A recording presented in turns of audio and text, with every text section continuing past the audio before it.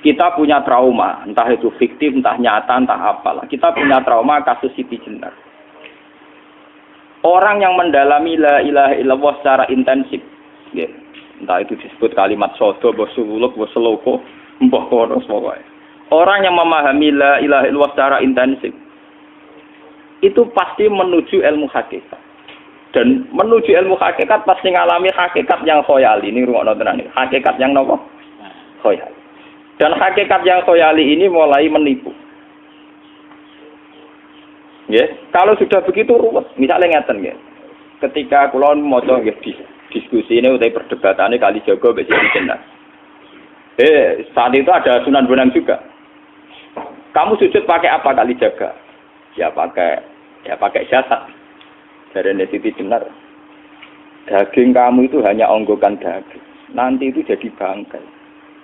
Dan setelah jadi bangkai itu habis. Kamu nanti ditulis Tuhan tidak termasuk yang sujud. Kebuat yang mbok sujud itu bentek. Mikir kan juga. Rugi ke sujud mbek bathuk mbek tangan. Jasad tem sampean iku entek. Ora ana sing crita kowe nak sujud mergo jasad itu mok sampean dadi bang.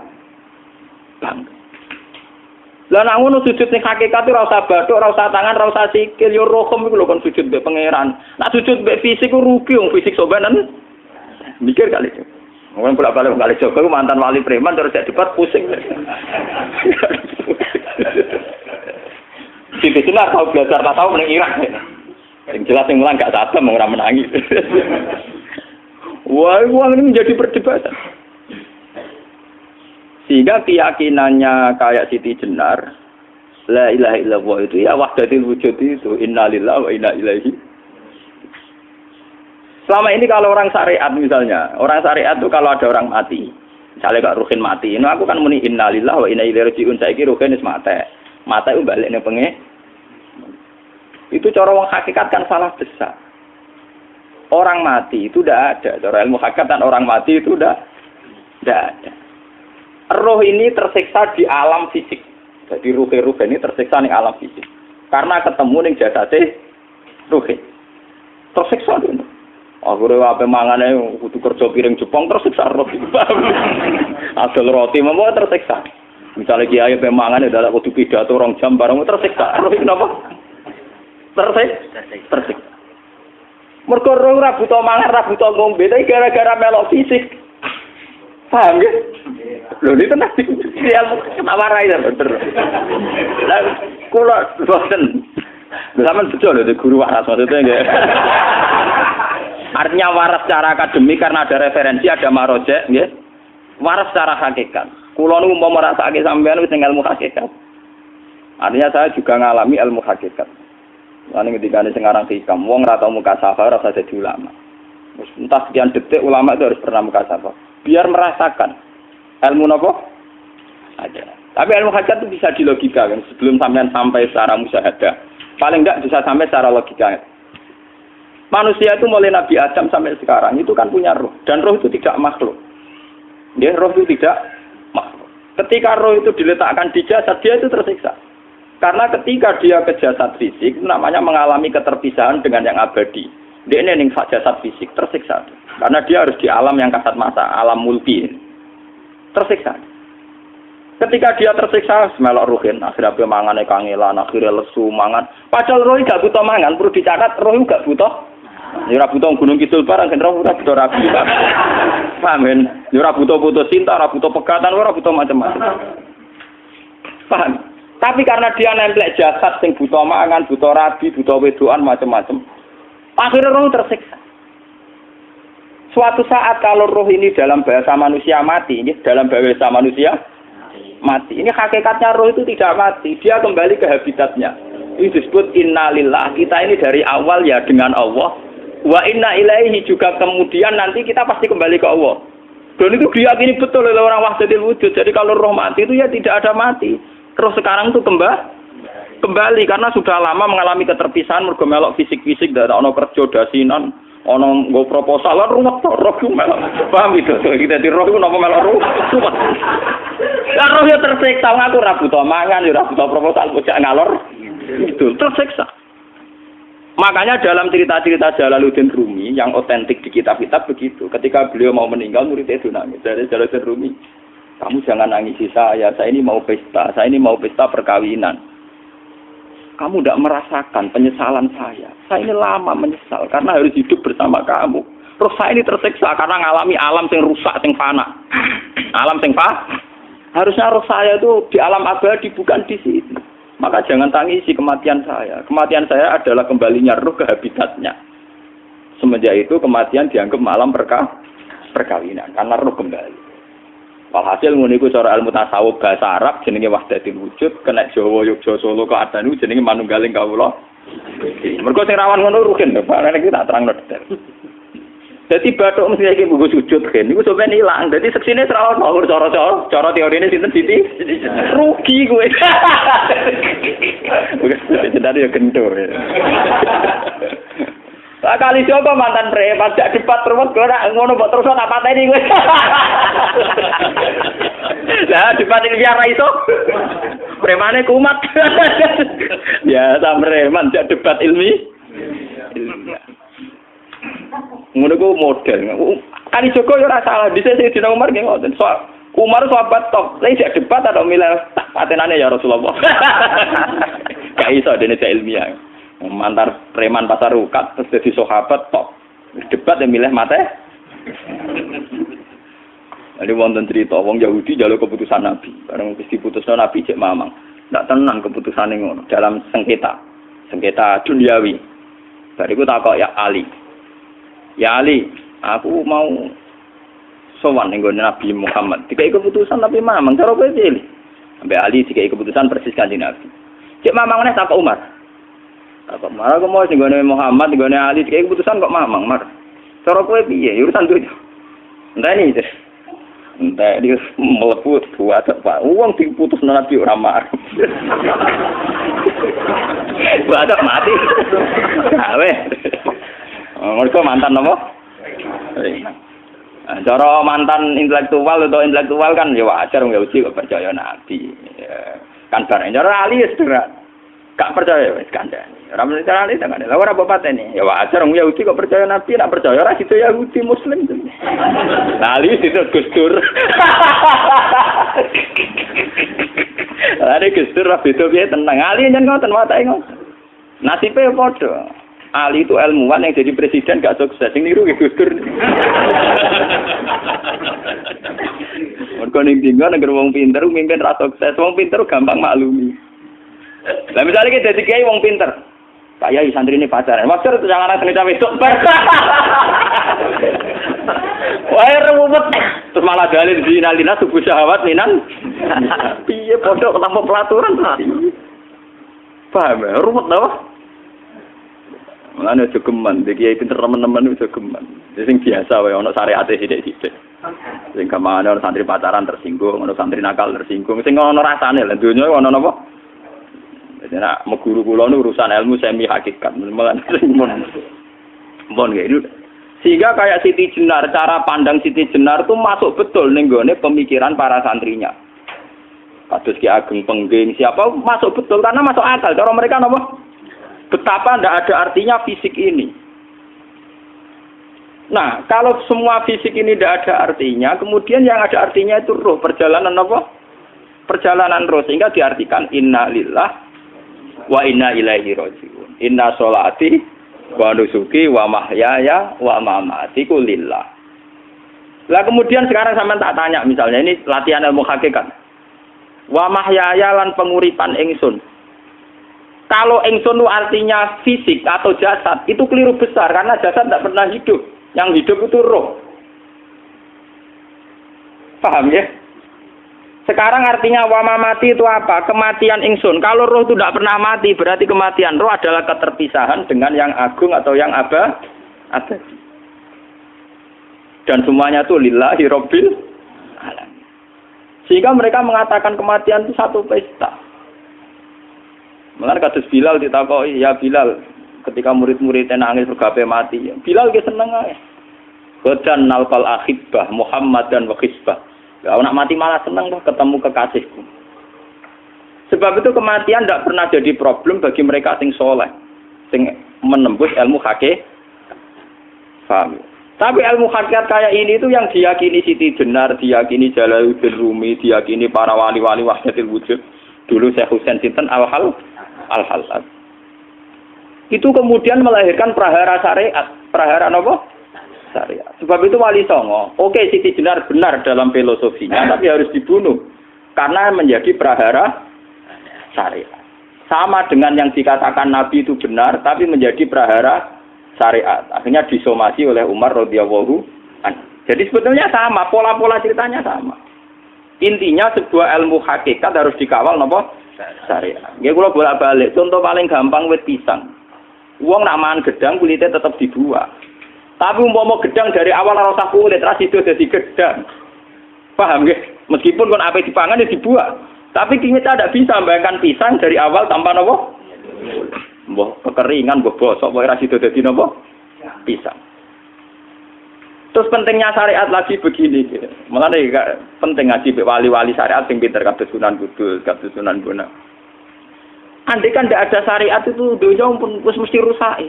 Contoh paling gampang masalah pornografi, porno aksi. Jadi jenengan nek diomongi ngono ibu ngakak-ngakak deh. Dari pangeran wis pirsa, kowe nek klambi pangeran ro ora tentu ya ora usah klambenan. Wong ora ana gunane. Kalau yang paling penting itu nazarullah, kenapa kowe klambenan barang, wong kowe klambenan ora pangeran tetep pirsa. Nyatane si jenar nak mulang nggih coba klambenan lah intine napa? Dinya ada nabi Sunan Bonang. Nah, aku percaya kabeh nazarullah, ora usah napa? Klambenan. Tetapi teori ora usah klambenan iki dinggo tenan. Mulane nek pas wiridan aliran sesat, ciri utama. Kira klambenan tenan. Lah ruwet to. Lha iki tenan iki cerita. Iki pentingnya ngaji nggih. Ben sampean ngerti variasi riwayat, kemudian kita orang syariat harus kayak apa, kemudian kenapa menjadi aliran wahdatil wujud. Lah terus kita ini ya, kita ini kan orang syariat. Memang kalau manung syariat itu akeh kok sampean-sampean siji mesti ra kramat. Modele ora di dhuwit ya bingung, ruwet. Urip wong syariat lho apa? Dineng bojo wedi, dineng tangga wedi, pengaruhe menurun. Pancen orang syariat itu banyak kriminal tauhidnya itu memang jelas. Mulane kiai-kiai fikih nek ketemu kiai-kiai sing setengah jadah wedi mergo iso nebak atine. Ndekne meriang langsung. Sing kiai ra tau salat keramat padahal ngambungan wong. Sumudina salat pas waktu kok ora tau keramat. Wong ape buah utang tanggane iku keramat apane? Sing kono ngawar ngawur sowan pirang. Meriang oleh wong syariat ngadepi wong hakikat napa? Mulane jogeman gitu dadi wong syariat sing ngene iku bahaya. Nah kula mboten ngarah. Sampai dadi wong syariat sing ra keramat. Bahaya sekali itu bagi perjalanan agama. Kalau sering ketemu kiai-kiai yang terkenal keramat di Juwaduk tiang-tiang hakikat. Ditantang kanca-kanca kula wani, tantang aku tetep rawani kok. Mikir deh. Karena orang yang sama-sama ke jalur hakikat tetap punya alamat, tetap wonten simahum fi wujuhi min atsari sujud. Cara pandangnya mesti sama. Kalau nanti ketemu murid, ya artinya yang ikut aliran Siti Jenar, dia ada sholat, ada apa, hidup di satu tempat gitu. Padahal dia bisa baca ihya. Dulu pernah mondok di Mekah, pernah di Irak. Itu ya meresahkan para kiai. Kemudian sebagian mereka minta saya suruh ketemu. Ya walhasil kalau ketemu pertama gitu. Jenengan Gus Ba, tapi zaman Rasul niku tetep rata arani muka sapa. Nggih biasa mawon. Kula ora usah kenal jenengan nggih kenal. Dadi kula nggih biasa mawon. Lah niku pernah ngajari ajaran nih. Saya Gus ning donya tak enteni mau turu ngenteni mati ngono Gus kok repot. Jawaban kula terus enak. Sampai sare wong hakikat wong ngenteni mati barang. Ya mati wis saiki iku. Rasa ngenteni saiki padha-padha wis napa? Wis mati. Ya saiki wis padha-padha wis urip. Wis padha kabeh. Nah cara ilmu hakikat kan terus sama semua. Napa? Sama semua. Tadi makanya itu tadi. Kalau baleni malih logika hakikat itu begitu ya. Roh itu ditiupkan oleh Tuhan ke kita. Kemudian roh karena ikut alam fisik, alam jasad, roh ngalami yang kita alami. Nggih. Ketika roh ngalami yang kita alami dia tersiksa. Nah, ketika roh sudah terpisah dari jasad yang mengekang, yang memenjara ini, dia senang terus kembali ke Tuhan. Ini disebut inna lillahi wa inna ilaihi. Lah jasad ini kemudian menurut ilmu hakikat enggak ada gunanya sama sekali total. Hilang di telan tanah. Lah kalau begitu jasad iki nak mbok agul-agulan. Gusti bathuk kula tak nggo sujud tangan kula ndi buktine tanganem wis ra ono. Bathuk wis ora. Mulane dari Siti Jenar, hanya wali bodoh kayak kalian yang punya ajaran bodoh begitu. Malah rasupan. Mulane Sunan Kalijaga semangat kon mateni mergo tambah omongane glodro nduk ndi. Tapi yang enggak disadari Siti Jenar yaitu tadi. Inti dari ilmu hakikat itu kan tunduk sama kersane Tuhan. Kalau sudah tunduk pada kersane Tuhan, kalau kersane Tuhan roh kita harus di jasad. Dan wujud jasad kita ini juga karena kehendak Tuhan. Kenapa yang wujudnya jasad yang karena kehendak Tuhan engkau ingkari? Sementara wujudnya roh tidak kamu ingkari. Toh wujudnya jasad ya bi iradatillah wa bi masyiatillah. Wujudnya roh ya bi wujudit bi masyiatillah wa ira. Harusnya fungsi jasad juga harus kamu akui toh Siti Jenar. Wong sekarang kita punya jasad ya bukan karena kita, karena kehendak Allah. Kenapa kamu ingkari? Berarti kamu ingkari kehendak meneng Siti Jenar.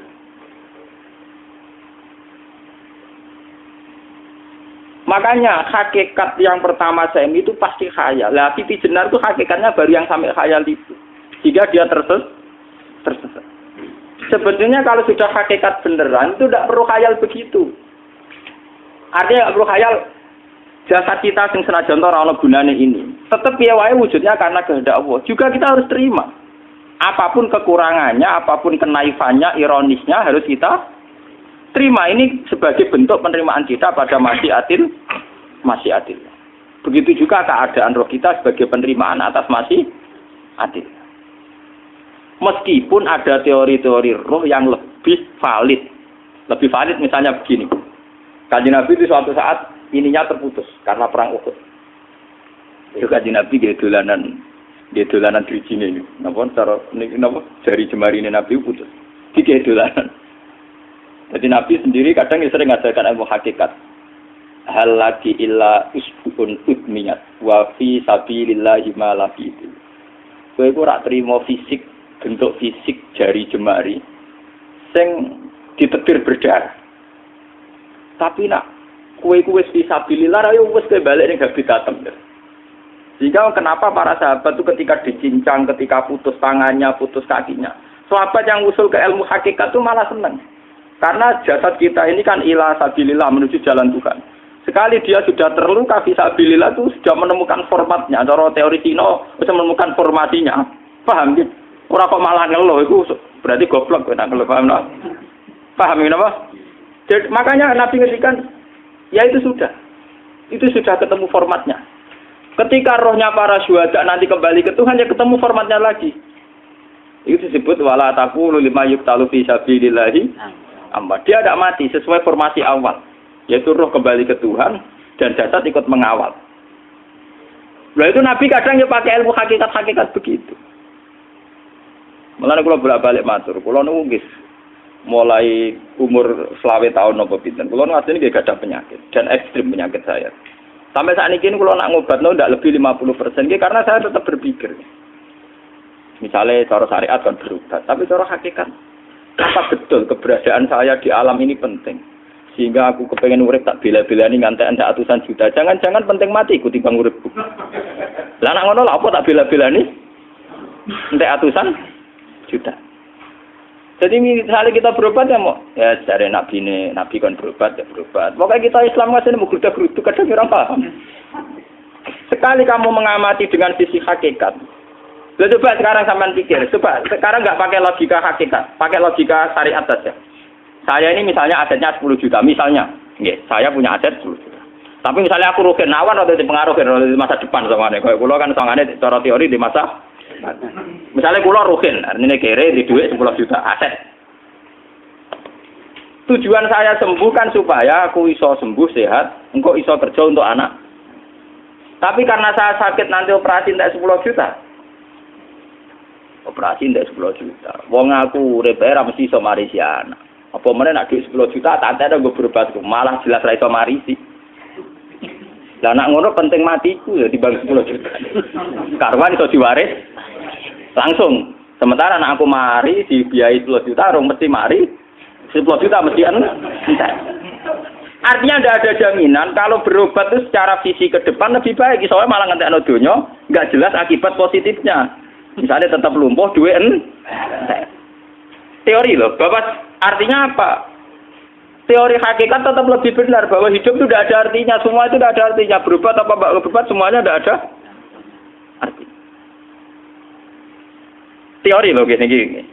Sehingga kalau kita tengah-tengah aja tengah-tengah. Kasus kula misalnya loro nggih berobat. Gusti separuh kula nglakoni syariat, tapi sebagai kula ulama fikih iki separuh kula lakoni napa? Jadi kula tetep mboten ngarah obat 100%. Tapi orang ngarah berobat wong kula tiyang napa? Syariat. Tapi memang faktanya itu begitu. Cara Kanjeng Nabi kadang Kanjeng Nabi berobat. Kadang Kanjeng Nabi wis nikine tercincang dige guyonan. Wa laki illa usbuun utwiyat. Ora apa driji sing gak melok-melok. Nah, bukti bahwa jasadnya begitu tidak penting. Kayak Sayyid Hamzah. Mulai Sayyid Hamzah menganggap wahyu bentone ra karuan. Kalau teori Siti Jenar itu benar, teori Jalaluddin Rumi benar teorinya lho, ora kok ra salate lho nggih, maksudnya kok nganut ra salate. Benar cara analisis roh. Ketika Sayyid Hamzah dinyatakan mati oleh manusia, oleh hukum manusia dinyatakan mati karena dia sudah tidak bergerak. Dalam teori hakikat kan rohnya Sayyid Hamzah sudah fi khawasili tuyurin khudrin. Rohnya sudah diambil Tuhan, tidak mati. Paham ya? Ketika rohnya Sayyid Hamzah sudah diambil, jasad ini sudah tidak punya rasa. Sekarang secara syariat kasat mata kita tahu, wong jasad nak diinfus, di sayat-sayat dioperasi ora kroso. Apa meneh saiki ruhe wis bisa. Lha ya jasad itu cek gampange, dioperasi dibius saja terus tidak kerasa. Apalagi rohnya sudah diambil. Nah saiki bayangkan, ketika Sayyid Hamzah itu sudah di atas, niku kira-kira delok wahsi ra wong bentuk. Lho wong kok baca igabus. Ketika jasad benar-benar tidak penting, kemudian jasadnya Sayyid Hamzah kan dicincang oleh wahsi. Ketika rohnya sudah diambil kan Hamzah tidak merasakan. Berarti Sayyid Hamzah guyu-guyu wahsi. Wahsi cek bentuk nih gabus dicincang. Paham ya? Lho niki tenan. Artinya ketika pandangan manusia iba kepada Sayyid Hamzah karena dicincang, dimutilasi oleh wahsi. Wahsi tidak mengalami Pak Sinten, Sayyid Hamzah tidak mengalami apa-apa karena rohnya sudah bersama Tuhan. Dan iso wae Sayyid Hamzah malah guyu-guyu wahsi. Cek goblok gabus kok dicincang. Lah nak ngono rak mirip, makanya dalam hal ini itu dalam teori roh itu sebetulnya Siti Jenar tidak sesat dalam teori roh. Tapi jangan katakan itu penemuannya Siti Jenar. Siti Jenar itu terlambat. Sebelum itu ada Husain Al-Khallas, sebelum itu ada Jalaluddin Rumi, sebelum itu juga ada sahabat, ada nabi. Cuma cara aplikasinya Siti Jenar melenceng. Jadi jangan katakan kok tak kampus-kampus, itu pendapat Siti Jenar itu malah goblok meneng. Siti Jenar itu sanut, paham nggih maksud apa? Wis anut. Nah, teori yang sama terjadi pada Yesus Kristus. Ketika Yesus misalnya secara lahir dicincang, dimutilasi, diapakan oleh orang Yahudi. Sebetulnya rohnya dia sudah bersama Tuhan, kembali ke Tuhan Bapa, nah cara Kristen. Nah cara Islam ya balik ning pangeran. Andaikan itu iya, itu ya tidak ada masalah karena hakikatnya dia tidak dicincang, tidak dibunuh. Andaikan iya lah, tentu menurut Islam yang dibunuh Yudas atau siapa itu yang masuk bialau. Tapi sama sebetulnya teorinya sama, kalaupun iya tidak ada masalah. Oke, kalau misalnya Nabi Isa karena ada kontroversi menyangkut dia atau Yudas. Sekarang yang Zakaria dan ya. Zakaria Yahya itu dicincang betul oleh orang Yahudi, matinya dimutilasi. Tapi dia tidak apa-apa. Karena ketika beliau dicincang, rohnya sudah diambil. Ini rumah tenan kan. Ben kira untuk kendel mati paham kan ya. Dadi maksudnya niku kula ajari nak mati itu tidak problem nggih. Niki kalau urip wedi lho. Nah ini bersamaan paham nggih. Kaitan la ilaha illallah ini nanti semuanya sama kaitan sama apa? La ilaha illallah. Ini nanti ujungnya sama dengan la ilaha illallah. Begitu juga seterusnya. Misalnya Yahya kalian sinten? Zakaria. Ketika Tuhan ditanya, jadi tenggene alam malakut pangeran ditakok, ya Allah, Yahya dan Zakaria itu kan hamba pilihan engkau. Ketika dicincang kok jenengan biarkan. Endi Yahya Zakaria dicincang? Aku iku ora goblok jare pangeran. Sedurunge dekne dicincang jasate ruhe tak jupuk. Dadi dekne ora krasa blas. Begitu juga ning tafsir-tafsir sampean lihat wa Maryama. Sayyidah Maryam yang istrinya Fir'aun. Itu kan dia iman sama Nabi Musa. Asiyah, ya Asiyah imro'ati napa? Fir'aun. Asiyah imro'ati Fir'aun, ya. Itu kan dihukum oleh Fir'aun. Ketika mau ditumpahi napa? Batu besar. Iku Allah ketika di pangeran, ya malaikat mauti, cepat ambil rohnya sebelum dihunjami batu besar. Terus rohnya diambil. Sebab itu dalam hukum Tuhan, Tuhan itu tidak merasa bahwa Tuhan membiarkan Asiyah, membiarkan Hamzah, membiarkan Yahya, membiarkan Zakaria. Dalam hukum Tuhan, semua orang ini roh-roh terhormat. Akhirnya nak anggo teori iki sing nyincang malah goblok, wong gabus goblok cincang ngono dadi. Nak anggo teori iki malah berbalik, sing goblok sing nyincang. Paham? Yo ora kok sesuai sampean kiaskan saja. Wong dibius wae disayat-sayat gak krasa. Kaya apa nak ruhe bener-bener wis tercabut terpisah. Rasane ning ndi? Iku sing disebut wala taqulu lima yuqtalu fi sabilillah napa? Lah kemudian roh ini kemana? Nah, roh itu sudah menyatu dengan kalimat tauhid. Mesti roh itu bersaksi la ilaha illallah. Itu sing disebut ning alam roh ketika Allah tanya alastu bi rabbikum mesti qalu bala. Mesti mereka jawabnya napa? Bala. Karena alam roh tentu lebih mudah bersaksi akan keberhadiran dan keeksistensi Tuhan Allah Subhanahu wa taala. Paham ya, ini sama penting. Nah, ketika kalimat tauhid sudah menyatu kayak begini, itu mesti kalimat tauhid sing mesti langsung untuk swarga. Itu dimaksud Nabi mustaiqinan biha qalbu mukhlishon biha qalbu. Ati itu qalbu kan nggak bisa kamu artikan jantung atau liver kayak teori modern sekarang. Misalnya qalbun itu apa? Jadi kiai qalbun itu jantung. Nah, ngono beda mek liver. Lah nek liver apa kabidun niku akal-akalan aja padha ora paham. Bahasa kolbun, fikrun, aklun itu sesuatu yang misteri. Roh ini kemudian dengan kalimat tauhid sudah menyatu disebut mukhlishon biha kolbu. Ada tingkat kemurnian hubungan roh dengan kalimat tauhid. Lah kalau begitu pasti dakhalal jannah. Karena tidak mungkin kalimat tauhid kok di neraka. Lah ini ngomong masalah-masalah hakikat. Wong sing gak tahu petualangan hakikat, momene sing sering bingung bakas duit, bayar kredit, utang jatuh tempo, ora usah melok mikir, utek wis entek go mikir duit.